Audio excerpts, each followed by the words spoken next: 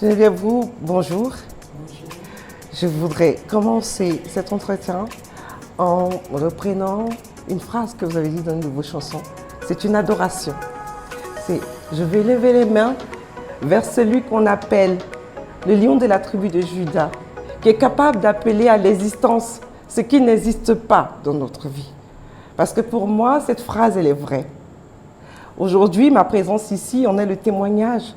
Il y a quelques jours, j'étais vraiment à 1000 lieues d'imaginer que je serais là en face de vous, que vous me donneriez l'opportunité de vous parler, de vous poser des questions.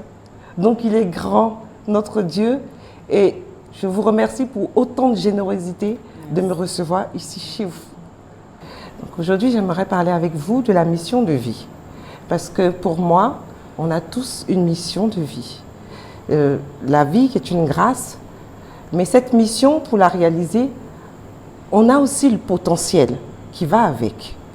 Et j'aimerais que vous apportiez vos lumières à toutes ces personnes qui sont dans une quête, qui se cherchent à ce niveau-là et qui nous a donné donc un potentiel pour pouvoir réaliser cette mission-là. Donc ma première question, c'est, avant d'être la Geneviève Brou 2.0, que nous connaissons tous, donc cette chante incontournable de la musique chrétienne, qui a une dévotion pour l'adoration et qui est cette leader, cette visionnaire avec la création de votre mouvement RIA, c'est le Rassemblement international des adorateurs. Qui étiez-vous avant? Bonjour, merci d'être venu à la maison communautaire de la Riviera Palmeraie, là où je vis, là où j'exerce le ministère. Merci, c'est avec joie que je te reçois. J'ai eu un diplôme en maintenance informatique. J'ai été la première femme en Côte d'Ivoire à avoir un diplôme en maintenance informatique en 1995. Après, je faisais l'assemblage, le câblage et tout. Ensuite,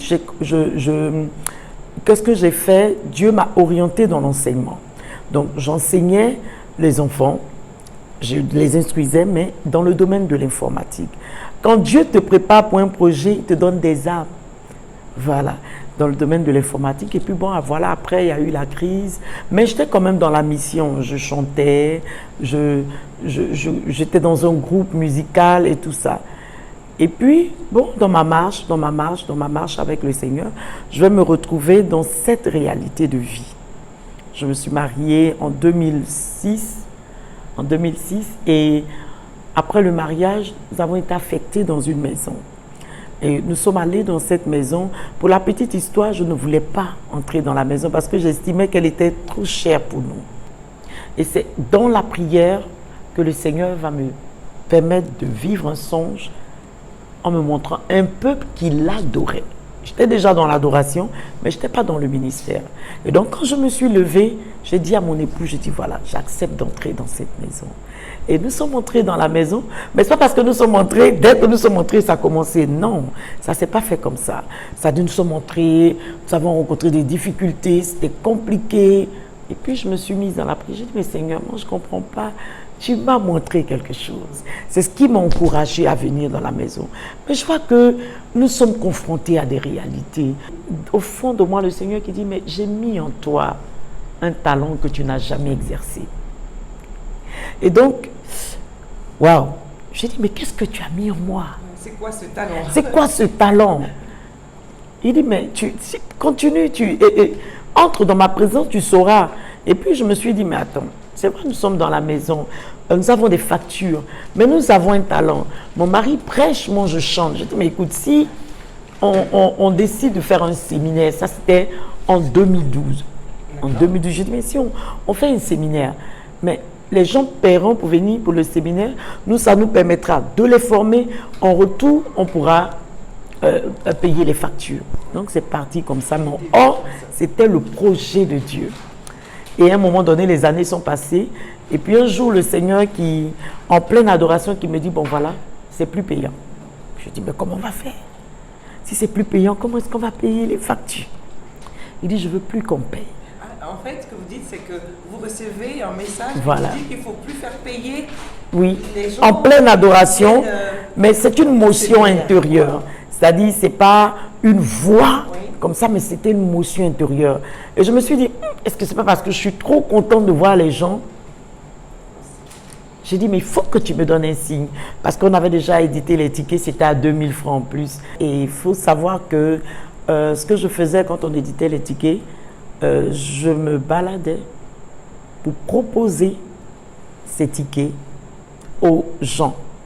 Parce que vous savez, quand Dans la rue, dans les... j'allais dans le ministère, non pas dans les entreprises, j'allais surtout à la montagne de Sion, le ministère du frère Mathias Marie, qui m'a ouvert les portes. C'est vrai que nous étions dans la même communauté, mais vraiment, qui m'a ouvert les portes. Et j'allais annoncer. Et quand les gens n'avaient pas l'argent pour payer, je leur disais, bon, vous pouvez prendre et après nous payer. Donc, j'ai commencé comme ça.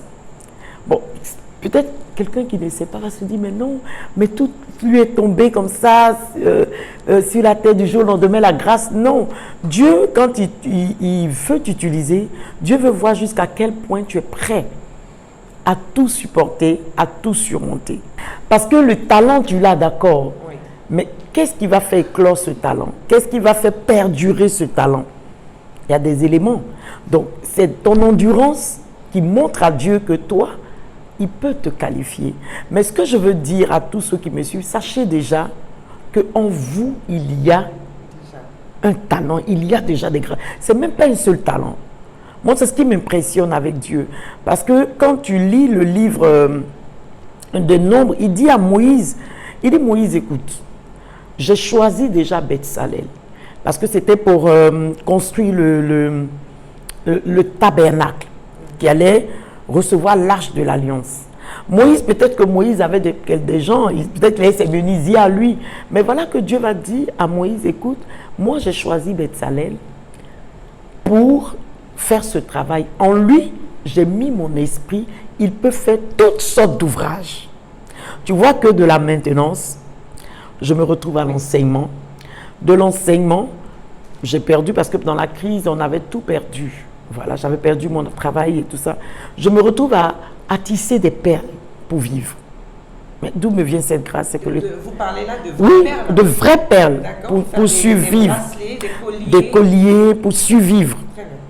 Mais Dieu aurait pu faire un miracle, me donner l'argent. Mais parce qu'il savait qu'il avait un projet, ce ministère-là à bâtir, il fallait que j'apprenne à faire des choses pour pouvoir encourager toutes ces personnes-là qui font des métiers qu'on ne considère souvent pas, mais des métiers porteurs. Vous avez franchi des obstacles, vous avez réussi à les surmonter. Il n'y a rien qui vous arrête. Qu'est-ce que, à ce moment-là, qu'est-ce que vous vous dites en vous-même? Quelles sont vos sources de force? Quelles sont les pensées qui viennent à vous, vous voyez, qui vous permettent de rebondir à chaque fois, en fait? Il faut savoir que tout est question de vision. Quand j'entre dans un projet de Dieu, Dieu peut me montrer dans un songe, c'est-à-dire Dieu peut te faire sentir, te voir. Mais ça, c'est dans le songe qui t'a montré. Pour que ce projet puisse se réaliser effectivement, il y a des étapes à franchir. Donc, quand tu te retrouves dans une difficulté, tu ne dois pas oublier ce que Dieu t'a dit. Parce que c'est ce que Dieu t'a dit, ce que Dieu t'a montré, ce que tu as vécu avec Dieu, qui te maintiennent en fait en vie dans ce projet. Tu te dis, mais même si je suis malade, même si je me retrouve sans argent, Dieu m'a montré qu'il allait m'utiliser. Et donc, je ne sais pas comment Dieu va faire, mais ce que je sais, c'est que j'ai encore la capacité d'avancer. Donc, en fait, c'est un peu comme, c'est pour ça que je parle de Josué, parce que je l'aime. C'est-à-dire, à partir de Josué, j'ai sorti un cantique, j'ai un Dieu puissant là-haut. C'est-à-dire, Josué s'est retrouvé dans une situation où il doit traverser, aller avec le peuple sur une terre de bénédiction. Donc, la terre de bénédiction, je vais dire, c'est ce que Dieu me montre. Il me montre, par exemple, que je vais être élevé, j'ai fait un songe, il me montre qu'on va me marier, je serai une belle épouse et tout ça. Ça, c'est, je vais dire, je le vis dans le songe, je le vis au fond de moi. Ça peut être une motion intérieure, c'est pas seulement dans le songe. Mais je dois prendre les âmes. Ces âmes-là, c'est la foi.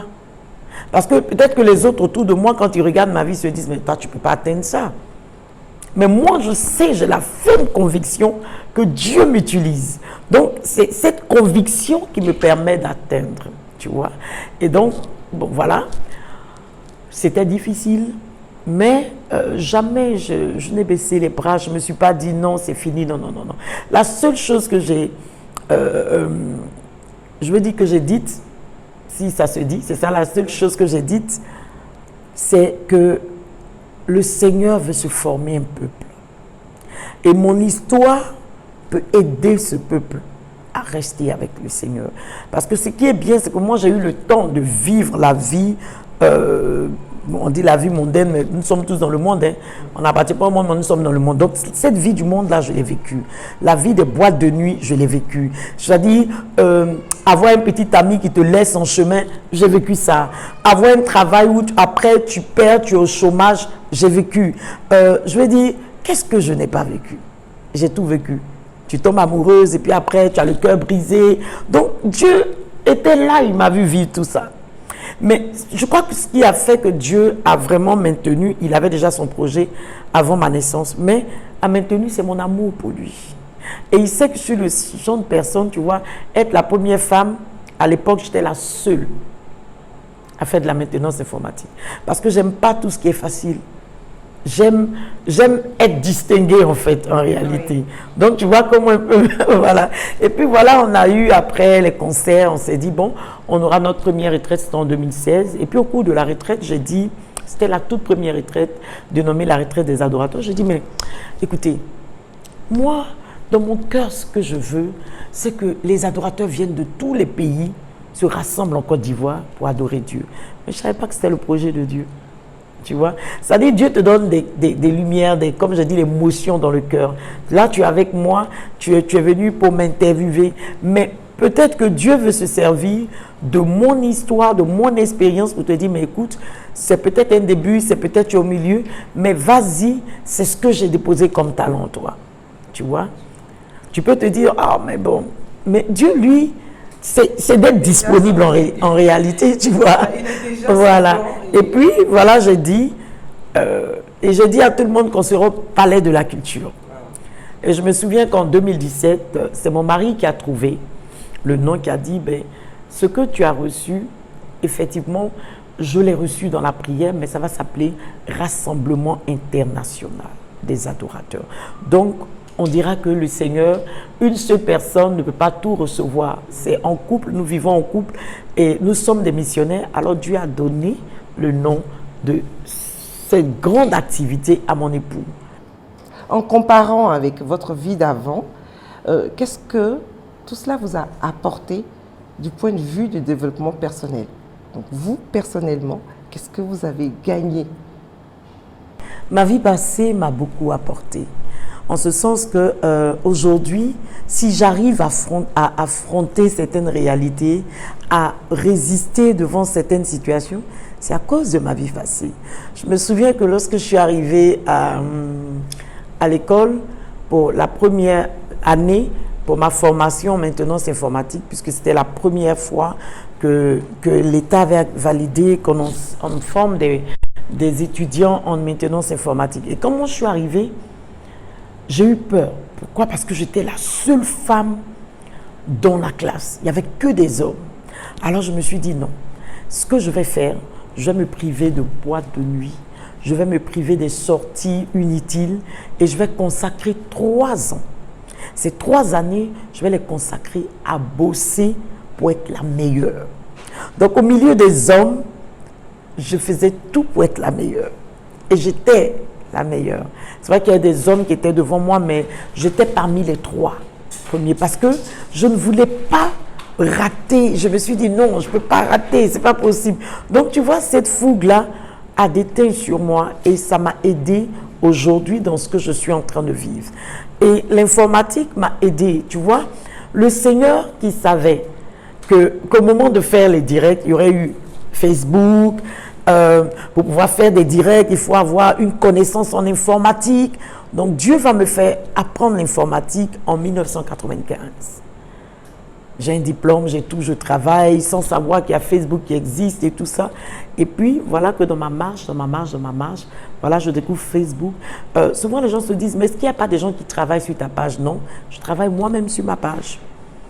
Il y a des moments où quand je fais des directs et que le direct a un souci, Ben, pendant que les gens sont là, je leur dis, bon, excusez-moi, je vais au niveau de la régie pour voir qu'est-ce qui ne va pas, pourquoi est-ce que... Parce que je me dis, en même temps qu'ils sont en présentiel, j'ai besoin que ceux qui sont en ligne suivent. Donc, je dis à ceux qui sont en présentiel, continuez de prier, moi, je vais voir pourquoi est-ce que en ligne, ça ne marche pas.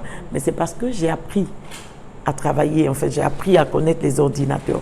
Donc, quelque part, cette vie-là m'a façonné, m'a donné un caractère d'une battante, une personne qui ne veut jamais lâcher prise tant qu'elle n'a pas atteint son objectif. Donc, je crois que cette vie-là, vraiment, elle m'a beaucoup, beaucoup, beaucoup apporté. Au travers de ce que vous venez de dire, est-ce que ce que vous nous dites, c'est que notre histoire, quelle que soit ce qu'elle est, difficile ou plus relax, j'ai envie de dire, mais quelle que soit ce qu'elle a été, elle doit être notre alliée. Parce qu'en fait, ce sont déjà des graines qui sont semées, et si on sait les entretenir, elles peuvent devenir ce beau champ de demain. C'est ça? C'est ça, c'est ce que tu viens de dire, c'est juste. Parce que ouais, dans la Bible, le Seigneur dit, si le grain de blé tombé en terre ne meurt pas, il ne peut pas porter du fruit. Vous savez, notre vie passée nous aide pour le présent et même pour le futur. Souvent, nous nous arrêtons en fait à la vie passée. C'est ça le problème en fait pour beaucoup de personnes. Nous nous arrêtons à la vie passée. Et parce que nous nous sommes arrêtés à la vie passée, nous ne pouvons pas vivre le présent et nous ne pouvons même pas nous projeter sur le futur. Si j'ai été abandonné dans le passé, ben, je vais prendre un temps de réflexion. Je me dis, mais attends, qu'est-ce qui n'a pas marché? Peut-être que j'ai été trop possessif, donc je dois apprendre à laisser l'autre, je veux dire, vivre un peu, respirer un peu. Ça, je parle des relations, en fait. Maintenant, si c'est au niveau des affaires, qu'est-ce qui n'a pas marché? Est-ce que c'est parce que je prête sans réfléchir ou bien parce que Donc, il faut que je réfléchisse, il faut que je sache calculer, savoir que j'ai une famille, je dois mettre un peu. Donc, ce qu'on vit dans le passé, toute cette souffrance, qu'elle soit joyeuse ou de toute façon une souffrance, elle n'est pas joyeuse, mais toute cette souffrance qu'on peut traverser doit nous enseigner. Il ne faut pas s'arrêter à la souffrance. Parce que si moi je m'étais arrêté à la souffrance, je ne serais pas là. Je ne serais pas là. Toutes les fois où il y a eu un projet, en même temps que j'ai le projet dans le cœur, en même temps qu'il y a des personnes qui me disent que ce projet n'est pas réalisable. Mais moi, le Seigneur me connaît et mon époux me connaît. Ceux qui m'approchent, ceux qui sont dans mon quotidien me connaissent. Même quand tout le monde est épuisé et qu'on veut me faire croire que le projet n'est pas possible, moi je peux me retrouver seule à travailler toute une nuit sur l'ordinateur parce que je sais que si le Seigneur l'a mis dans mon cœur, c'est que c'est possible. Mais qu'est-ce qui va faire que le monde saura que c'est le Seigneur? C'est quand le projet va se réaliser et quand on va voir l'impact que ce projet a. Aujourd'hui, le RIA, c'est toutes les confessions religieuses qui viennent. Ce n'est pas une question de catholiques, d'évangéliques, de méthodistes, de pentecôtistes, non. Même les musulmans viennent au RIA. Et ceux qui n'ont pas de religion viennent parce qu'ils savent qu'ils viennent d'une personne. Ça, c'est très important. Et pour moi, je me dis, Dieu est fort. Dieu je ne sais pas comment le qualifier, il nous aime. Il nous aime. Et je veux dire à quelqu'un, ne t'arrête pas à ton passé. Parce que quand tu t'arrêtes à ton passé, tu te dis, mais moi, Dieu ne peut pas m'utiliser. Parce que voici, j'ai fait ceci, voici, je me suis comporté comme ça, voici, j'ai volé, j'ai menti. Non. Quand tu viens à Dieu et que tu lui donnes ton cœur, tous les projets que Dieu a prévus, réalisés au travers de toi, se feront.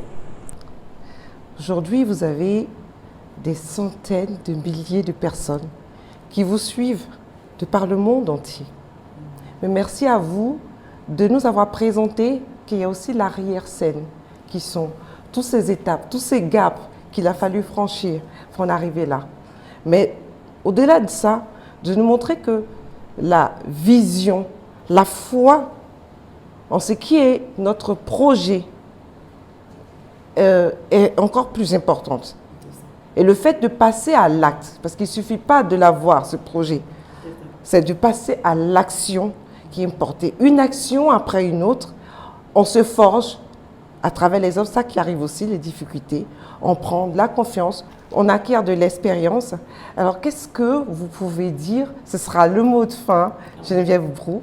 Qu'est-ce que vous pouvez dire à toutes ces personnes qui sont en quête de sens finalement et qui, quelque part, même si elles sont en quête de sens, savent au fond d'elles, parce qu'en réalité, l'appel de ce qu'on doit faire, il est toujours là.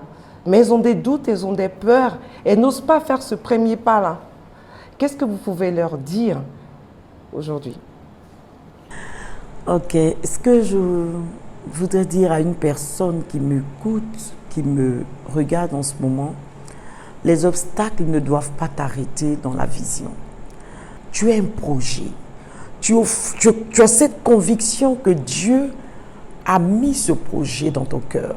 Mais quand tu regardes ta réalité, je te donne l'exemple, peut-être qu'il te faut 1000 euros pour réaliser ce projet. Il te faut 600 000 pour réaliser ce projet. Et quand tu regardes dans tes finances, tu n'as que 200 000. Alors que quand tu fais le projet, quand tu conçois ton projet, tout et tout, tu te rends compte qu'il te faut 1000 euros ou 600 000 francs CFA. Mais commence avec les 200 000 que tu as.